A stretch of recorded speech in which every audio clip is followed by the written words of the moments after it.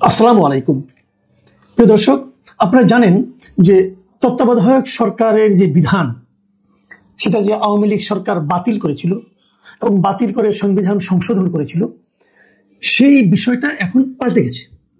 গত বৃহস্পতিবার 20 নভেম্বর দেশের সর্বোচ্চ আদালত তারা 14 বছর আগের যে রায়টা ছিল, বিচারপতি এবিএম খায়রুল হক যে রায় দিয়েছিলেন যে তত্ত্বাবধায়ক সরকার ব্যবস্থা থাকবে না, সেই রায়টাকে বাতিল করে দিয়েছে। সেই রায়টা কিন্তু সর্বোচ্চ আদালত থেকে হয়েছিল, আপিল বিভাগ থেকে হয়েছিল। সেই আপিল বিভাগের রায়টা আবার বর্তমানে যে আপিল বিভাগ আছে সর্বোচ্চ আদালতের, সেই আপিল বিভাগের বিচারকরা আপিলে পূর্ণ বেঞ্চ সর্বসম্মতিক্রমে বাতিল করে দিয়েছে। আগের যে রায়টা, যেটা 2011 সালে হয়েছিল, সেই রায়ে 7 জন আপিল বিভাগের 7 জন বিচারপতির মধ্যে 4 জন বলেছিল যে তত্ত্বাবধায়ক সরকার ব্যবস্থা থাকার দরকার নেই, থাকবে না।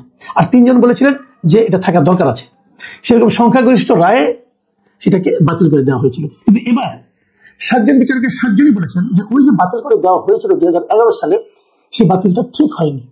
আসলে তত্ত্বাবধায়ক ব্যবস্থা থাকা দরকার। আমাদের দেশে একটা সুষ্ঠু গণতান্ত্রিক নির্বাচনী প্রক্রিয়া চালু রাখার জন্য তত্ত্বাবধায়ক সরকারটা থাকা দরকার। গত আওয়ামী লীগের এই 2011 সাল থেকে 2024 তারা দেশ ছেড়ে চলে যাওয়ার আগ পর্যন্ত, সরকারের পতন হওয়ার আগ পর্যন্ত, এই পুরো সময়টা দেশের প্রায় সকল বিরোধী দল, মানে আওয়ামী লীগ, তার সঙ্গে যারা জোট এবং জাতীয় পার্টি, এই সমস্ত দল ছাড়া আর সকল রাজনৈতিক দল কিন্তু আন্দোলন করেছে এই তত্ত্বাবধায়ক ব্যবস্থার জন্য। এবং আমি নিজেও বহুবার বলেছি যে আমাদের দেশে যে তত্ত্বাবধায়ক ব্যবস্থাটা আছে, এটা তুলনামূলকভাবে সবচেয়ে ভালো নির্বাচন পদ্ধতি। এই তত্ত্বাবধায়ক সরকারের মাধ্যমে নির্বাচন হলে আমরা একটা মোটামুটি নিরপেক্ষ নির্বাচন পাই। এবং সেই হিসাবে আমি এটাও বলি যে আমাদের দেশে এ পর্যন্ত স্বাধীনতার পর থেকে যত নির্বাচন হয়েছে, তার মধ্যে সবচেয়ে ভালো নির্বাচন হয়েছে 1991, 1996, 2001 এবং 2008 সালে।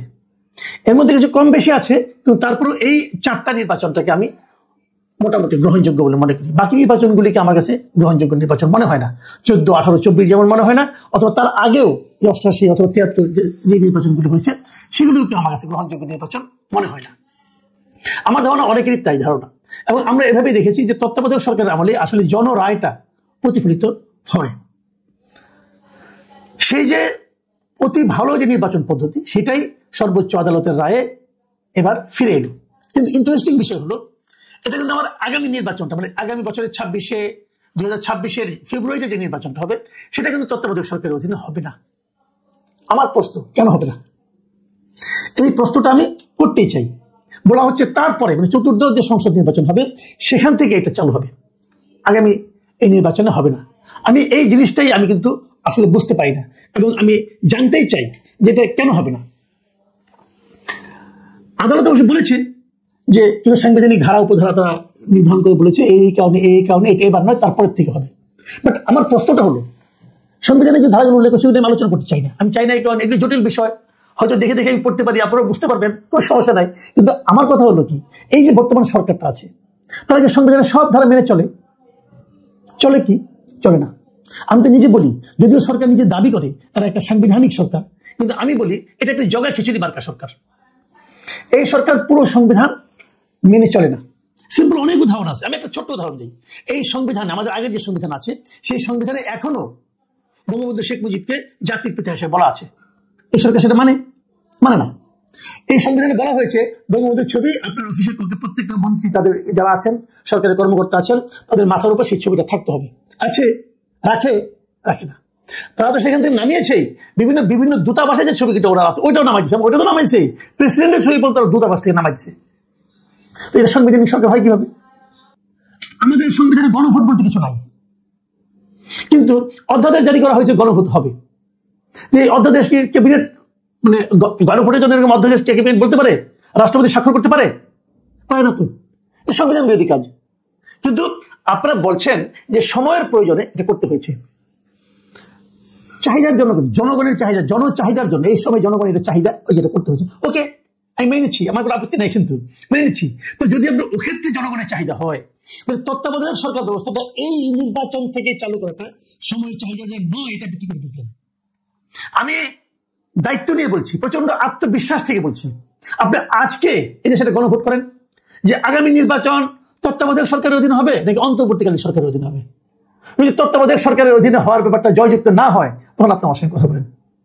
আপনি নিশ্চিত জানেন তাই হবে। এই দেশের মানুষ অন্তর্বর্তী সরকার, বর্তমানে যে অন্তর্বর্তী সরকার আছে ডক্টর ইউনূসের নেতৃত্বে, ওনাদের উপদেষ্টা মন্ডলী আছেন যারা, তাদের নাম ধাম কর্মকাণ্ড দেখার পর আমি নিশ্চিত এটা যদি বলে যে কবে বিদায় হতে হবে, ওরা কালকে বিদায় হন। এইগুলো জনপ্রিয়তার অবস্থা। তারা আবার নির্বাচন করবেন। এর মধ্যে কিন্তু অনেকগুলি ঘটনা ঘটেছে যে তত্ত্বাবধায়ক সরকারের একজন উপদেষ্টা তিনি ঘোষণা করেছেন তিনি নির্বাচন করবেন, এবং উনি এবং ওনার বন্ধু বান্ধব যে সমস্ত এলাকা থেকে নির্বাচন করবেন, সেখানে তারা বাড়তি উনি ওনার মন্ত্রণালয় থেকে অনুদান দিচ্ছেন বিভিন্ন প্রতিষ্ঠানের জন্য। আবার উনি নির্বাচন করবেন, উনি এখন উপদেষ্টা, এবং ওনার উপদেষ্টা থাকার ব্যাপারে কারো কোনো আপত্তি নাই এই সরকারের। এই সরকার কতটুকু নিরপেক্ষ থাকবে? আমরা তো একটা নিরপেক্ষ সরকারের অধীনে নির্বাচন চাই। আমি বিস্ময়ের সঙ্গে লক্ষ্য করি, গত আপনার 15 বছর 14 বছর 15 বছর যে রাজনৈতিক দলগুলো তত্ত্বাবধায়ক সরকারের অধীনে নির্বাচনের জন্য আন্দোলন করেছে, বুকে রক্ত দিয়েছে যে দলগুলোর কর্মীরা, সমর্থকরা, সেই দলগুলো তত্ত্বাবধায়ক সরকারের বৈধতা উচ্চ আদালত কর্তৃক স্বীকৃত হওয়ার পরও তত্ত্বাবধায়ক সরকার চায় না। তারা এই দাবিটা তোলে না। কেন তোলে না? তোলে না এই কারণে তারা ডক্টর ইউনূসের সরকারকে চটাতে চায় না। তারা মনে করে যদি ইউনূস সরকার চটে যে আবার নির্বাচন না দেয়, তাহলে তত্ত্বাবধায়ক সরকারের যে নির্বাচন হলে কার লাভ? পলিটিক্যাল পার্টিগুলোর লাভ না কার লাভ? আমি জানি না কার লাভ। আমি এটুকু জানি যে জনগণের লাভ। জনগণ তত্ত্বাবধায়ক সরকার চায়। তো জনগণ যেটা চায় তার জন্য জনগণকে আরো 5 বছর অপেক্ষা করতে বলছেন কেন আপনারা? আপনারা কিসের রাজনৈতিক দল রে ভাই? আমি বিএনপি অথবা আমি জামায়াতে ইসলামী অথবা এনসিপি অথবা গণ অধিকার পরিষদ, আমি সকল রাজনৈতিক নেতৃবৃন্দের কাছে প্রশ্ন করছি, আপনারা কিসের রাজনৈতিক দল? আপনারা কার জন্য রাজনীতি করেন? ভাব দেখে মনে হচ্ছে আপনারা এই অন্তর্বর্তীকালীন সরকারকে খুশি করার জন্য রাজনীতি করেন।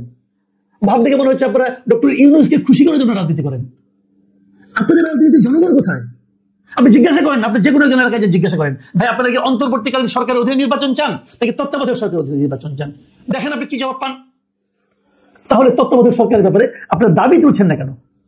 যদি দাবি না তুলেন, এরা আরাম পেয়ে গেছে, এরা আরো 3 মাস 4 মাস থাকবে মহানন্দে, কেন তুলছেন না? প্রিয় দর্শক, আপনাদেরকে ভাবতে হবে। আমি আপনাদেরকে রিকোয়েস্ট করছি, আপনারা ভাবুন যে যদি তত্ত্বাবধায়ক সরকারটাই সবচেয়ে ভালো পদ্ধতি হয়ে থাকে একটা নির্বাচন অনুষ্ঠানের জন্য, তাহলে আপনারা কি চান না আসন্ন নির্বাচনের সবচেয়ে ভালো পদ্ধতিতে হোক? চান না আপনারা? যেটা চান তাহলে এটা কেন এখনই হবে না? কেন এর জন্য আমাকে 5 বছর অপেক্ষা করতে হবে? আমি তো মনে করি যে 5 বছর পর এটা নাও থাকতে পারে।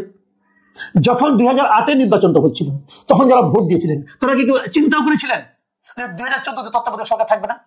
কেউ চিন্তা করেন নাই। কেউ থাকে দিতে পারে। আওয়ামী লীগ তো রাখেনি। আওয়ামী লীগের এত সংখ্যাগরিষ্ঠ ছিল, তো রাখেনি, বাতিল করে দিয়েছে। আগামী যদি বাতিল হয়ে যাবে না তার কি গ্যারান্টি আছে?